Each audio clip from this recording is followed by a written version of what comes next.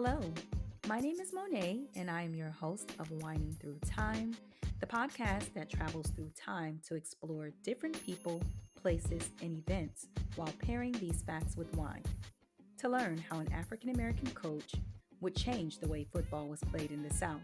Tune into this episode of Winding Through Time as I explore the sweet taste of victory.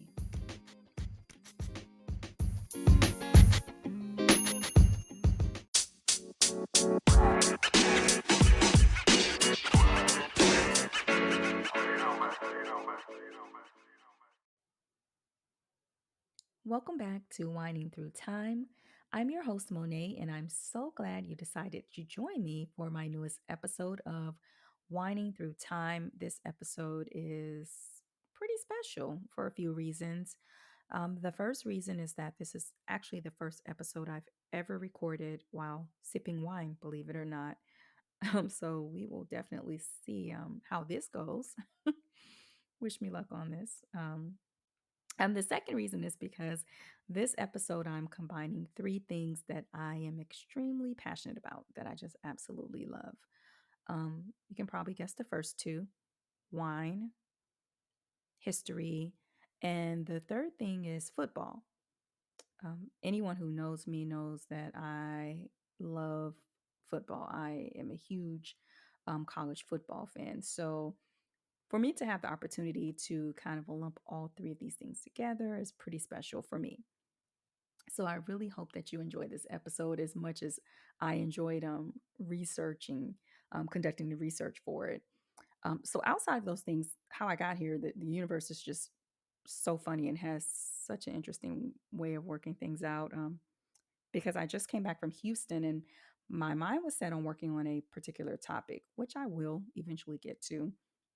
But I had the opportunity to visit some really cool museums out there. And when I got back, I was just really set on this one topic. And then a couple of things happened.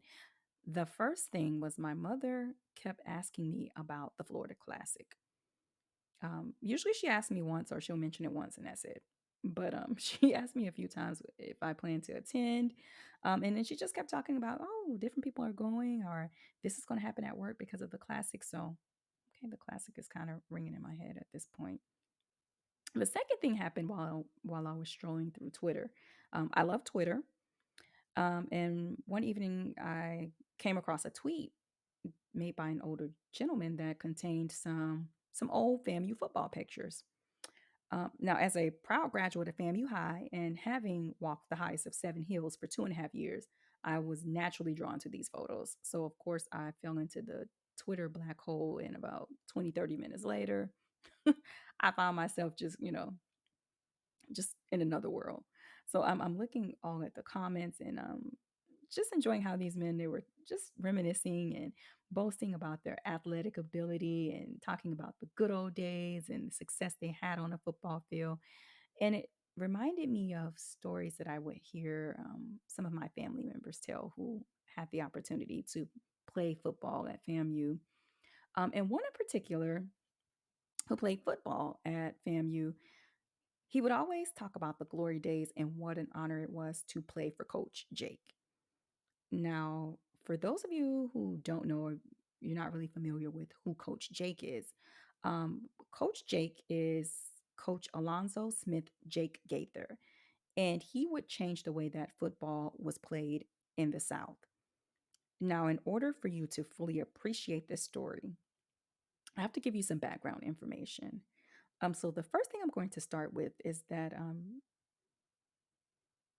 the school is called FAMU or referred to as FAMU, not FAMU, as some people who are unfamiliar with it call it. It is FAMU. And FAMU is short for Florida Agricultural Mechanical University.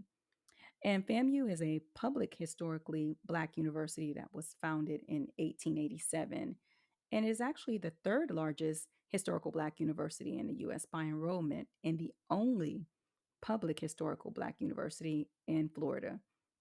Now, currently, FAMU plays in the SWAC conference and they're led by head coach Willie Simmons. So, FAMU, or FAMC, as it was referred to back then, they actually played their first football game in 1907 and they would win their first conference championship in 1937 under coach William M. Bell.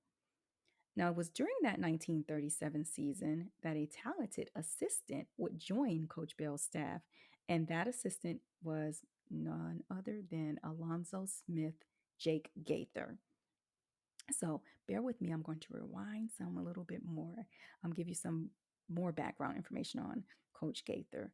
So Coach Alonzo Smith Jake Gaither was born on April 11th, 1903 in Dayton, Tennessee, to a teacher and a minister. And he was expected to become a minister, but he had other plans. Um, Gaither attended Knoxville College in 1919, where he played football. He was actually an all conference end, and he served on the debate team. It was during his time in college that his dormitory mates would give him the nickname Jake. So, unfortunately, his father passed while he was in school, and he would have to leave to support his family. He eventually did finish his education. In between 1927 and 1937, Coach Gaither would coach high school in North Carolina and Virginia, where he won championships in football, basketball, and track. Coach Gaither would go on and he would pursue and graduate with a master's degree in physical education from Ohio State University. And it was at OSU that Coach Gaither would meet Coach William Bell. So now, fast forward back to 1937 when Coach Bell takes the head coaching position at FAMC, he brings along Coach Gaither. And that year, the FAMC Rattlers went undefeated and they won the first Black college football national championship. They would go on to win the championship again in 1942, but the war broke out and that would change a lot of things. Because when the war started, some of the faculty and the students were drafted or they even volunteered to serve. And Coach Bell would actually do the latter. He volunteered and he left FAMC to enlist in the armed forces. Now, there's some discrepancies in the exact year. So if you're listening and you know the exact year this occurred, what I'm getting ready to refer to, please feel free to hit me up and let me know. I'm definitely open to getting the exact date. But sometime during this time, Coach Gaither he would start fighting his own personal war, and that war was with cancer. He was actually diagnosed with a malignant brain tumor, and his battle would temporarily sideline him. Um, so he would successfully battle cancer. He would win his war with cancer, and he would return to FAMC, and he took over as the head coach in 1945. Now I can spend a whole episode discussing the accomplishments of Coach Jake Gaither, and trust me, I definitely will. Put a bookmark in it. I am coming back to this. But for this particular episode, I'm going to fast forward to his final year of coaching. And it was on November 29th, 1969, that Coach Jake Gaither would change the way that football would be played in the South. On this day, Coach Jake Gaither's FAMU Rattlers would play the University of Tampa Spartans, making this the very first Black university team to take on players in a white school in the segregated South. Now, prior to his last year, Coach Gaither had several Black college and small college national championships, and he was heavily respected in the coaching community. I mean, the clinics that he held and the coaches that would come and actually teach at his clinics, you would be blown if you don't already know. Trust me, I am going to make a whole episode just about him because it is amazing. Um, he was heavily respected, very heavily respected in the coaching community. And it was important for me to outline, and it is important for me to outline who Coach Jake Gaither was and his accolades because it would take a coach with his credentials and his reputation to pull this game off. Um, the game was not something that happened overnight. Coach Gaither started petitioning to play predominantly white schools 2 years prior to this game taking place. Um, Coach Gaither lobbied to play against the Florida Gators and also are the Florida State Seminoles. He wanted to play either one. but his request would fall on deaf ears. And to me, that's really interesting because some of those ears belong to some of the same politicians who came to him to garner the black vote. But that's a discussion for another time. We're not going to go there. But um, he tried. He kept lobbying to play these teams. And a lot of it was because he wanted to be known as a great coach, not a great black coach, but he wanted to be known as just being a great coach. And he knew that showcasing his coaching abilities against a team with white players would get him that respect. So after 2 years of trying to schedule against a predominantly white school, he would finally find a willing competitor, and that competitor was in Fran Kersey and the University of Tampa. Now, Coach Kersey and Coach Gaither were friendly, and they knew each other from coaching clinics. Remember, I told you Coach Gaither has just an impressive, I think impressive is an understatement, resume. He was known. They knew who Coach Gaither was. And so if the name Coach Kersey sounds familiar to some of you, it probably should, because although he started his career at the University of Tampa, he would go on to coach at the University of Miami and also the University of Kentucky. But one of the conditions when he started his career, Coach Kersey, that is, one of the conditions of him taking the Tampa job was that he could integrate the team. And as soon as he was hired, Coach Kersey immediately signed black players, immediately started signing them. Um, Kersey was coaching in the South, but he didn't agree with the segregationist ideologies that some whites in the South subscribed to. He knew that playing a game against a black team would draw attention and it would help his efforts to integrate his team. So Coach Kersey definitely was a willing participant. And I'm not extremely sure. Like I said, the research was a little sketchy, but it was reported that he was the one that actually proposed playing Coach Gaither. I think Coach Gaither contacted him about playing in the stadium, and he proposed that they play the game. So, not really sure who contacted whom, but the game was set. The stage was set, and the teams they would square off in Tampa in front of a sold out crowd of 46,477 white and black fans. Now, the hype surrounding this game had to be something totally out of this world. Think of game day just on steroids. It just had to be hype. Everybody was talking about this game. I mean, outside of the excitement of watching two one loss teams battle for athletic superiority, the racial implications were significant. Coach Gaither and his players would finally have the opportunity to prove that Black coaches and Black players were not inferior to their white counterparts simply because of the color of their skin. And they would have a national stage to prove this on. And so Coach Gaither is said to have motivated his players by telling them that University of Tampa star running back Liam McQuay, who was black, had turned them down. You know, he turned down FAMU. So he's trying to motivate his players, and he's pulling the stops all out. Um, but while Coach Gaither and Coach Kersey were preparing their players for the game, the police department was busy trying to stop it. A few days prior to the game, the police department tried to get the game canceled due to fear of protests and riots, but they were unsuccessful and the game would go on as scheduled. So, game day had arrived, and this game, totally from everything that I've read, lived up to the hype. Um, they said the atmosphere was just electric. And Coach Kersey actually cut his halftime speech short so that his team could witness the performance of the Marching 100. Um, one of the gentlemen who played in the band at the University of Tampa was from New York. And I read where he said, we didn't have cell phones, but afterwards I called my parents because I just couldn't believe how how wonderful the band was, just the sound and the performance. So everyone was just totally blown away. So this game, the game and the band, they're living up to the hype. Now, the teams, they would take turns driving down the field, and the game would come down to the wire. When the University of Tampa was unable to convert on a fourth down play in the final seconds, Coach Jake Gaither would taste the sweet taste of victory when his Florida A&M University Rattlers would beat the University of Tampa Spartans 34 to 28.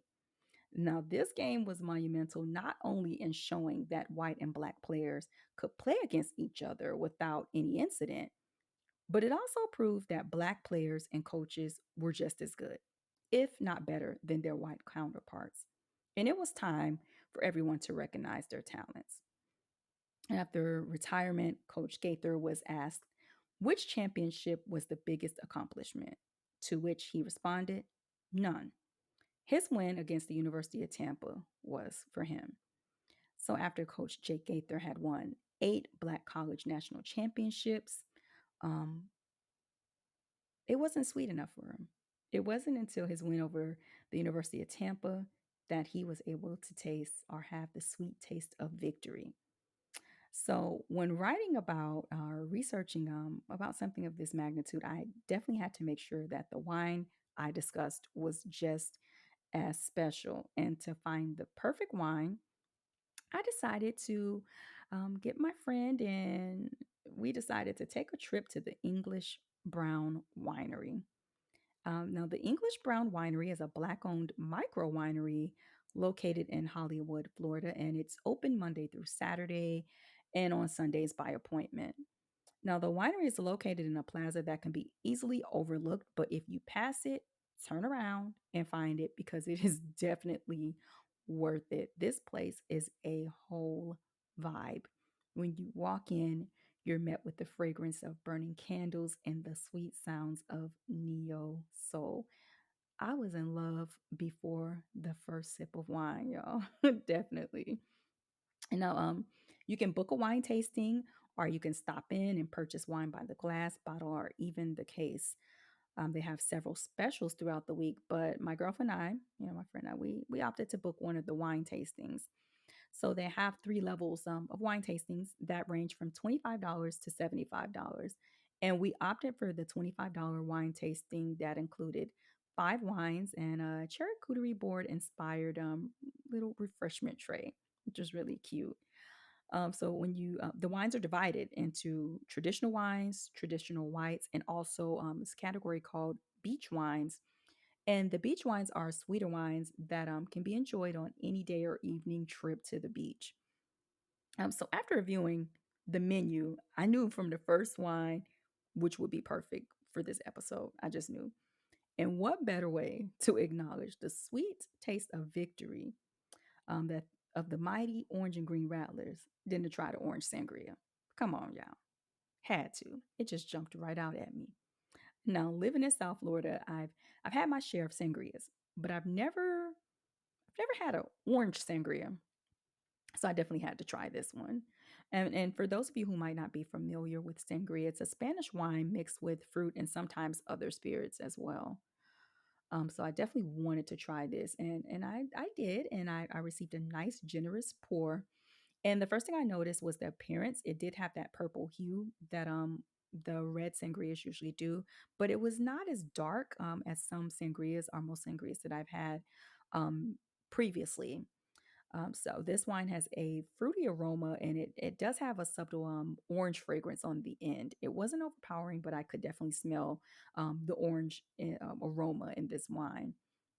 Um, it's not strong, but it's noticeable. It was nice. So my palate was definitely, I was ready after smelling this wine. I was definitely ready. For those of you who listen, you know how I feel about smelling my wine. And I was not disappointed at all. The wine is fruity and is sweet, like traditional sangrias, but I really like the citrus taste that lingered afterwards. It's a nice orange citrus taste that lingers on your palate. It was a very nice balance because the citrus or the orange taste and nor the sweetness overpowered each other. To me, it was a very nice balance, and the flavors complemented each other quite well. And I enjoyed the lingering taste. My friend did not. She liked the wine, but she was not extremely crazy about that orange taste that tended to linger. But I really liked it, and I really it's a nice wine to add to your collection, and it's really good for your next tailgate or your next football watch party. This pairs really well with the grilled hamburger or even like a nice curry based dish. This would be a really great wine to pair with.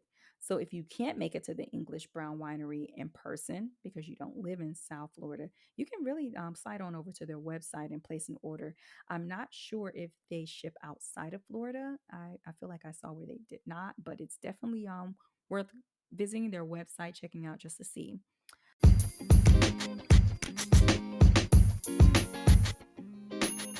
Um, so, with that being said, I would like to thank you for this joining me on this episode of Winding Through Time for my discussion of Coach Jake Gaither.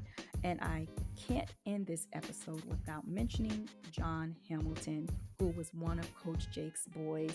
He was in the class of 1962 and he would be inducted in the FAMU Football Hall of Fame in 2006. He was so honored to have played for Coach Jake Gaither, and he loved talking about Coach Jake and how he turned boys into men. Wish he was here to kind of hear this episode so he can reminisce about. I'm quite sure he had some sweet tastes of victory while he played for Coach Jake, but definitely can't end this episode without mentioning him.